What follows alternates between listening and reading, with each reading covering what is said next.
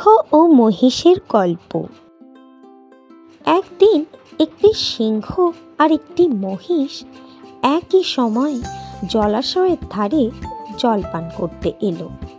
তারা দুজনেই একই সময় আসায় দুজনের মুখোমুখি হয়ে দুজনেই খুবই বিরক্ত বোধ করল।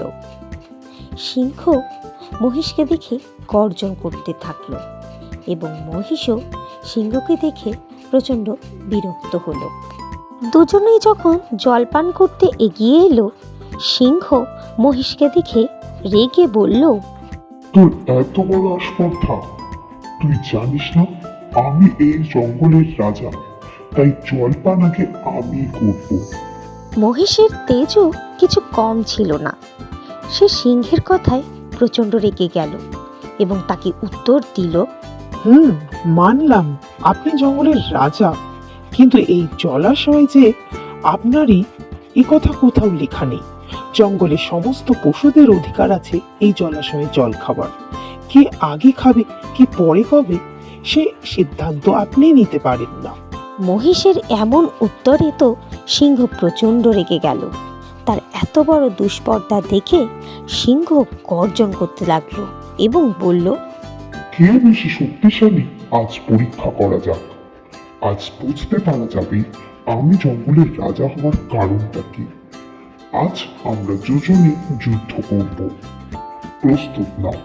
মহিষও প্রস্তুত হলো লড়াইয়ের জন্য।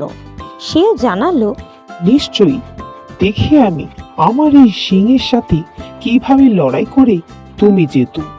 এরপর তারা একে অপরের দিকে যখন না এগিয়ে যেতে লাগলো, তারা খেয়াল করলো তাদের মাথার উপর কাক শকুনের দল এসে উপস্থিত হয়েছে এবং তারা নিজেদের মধ্যে আলোচনা করছে, কি ভাই, কি বুঝছিস? মনে হচ্ছে এখানে একটা লড়াই লাগবে এবং যে পশুটা মারা যাবে তাকে আমরা ছিঁড়ে খাবো। কি বলিস?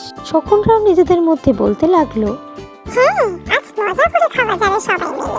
সিংহ আর মহিষ তাদের সমস্ত আলোচনা শুনল এবং শোনার পর তারা একে অপরকে বলল, ভাই, কি বুঝলে?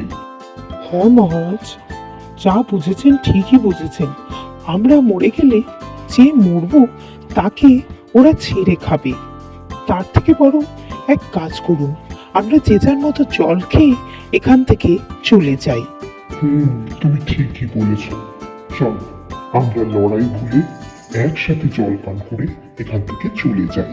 এরপর তারা একসাথে জল পান করলো এবং যে যার মতো সেখান থেকে চলে গেল।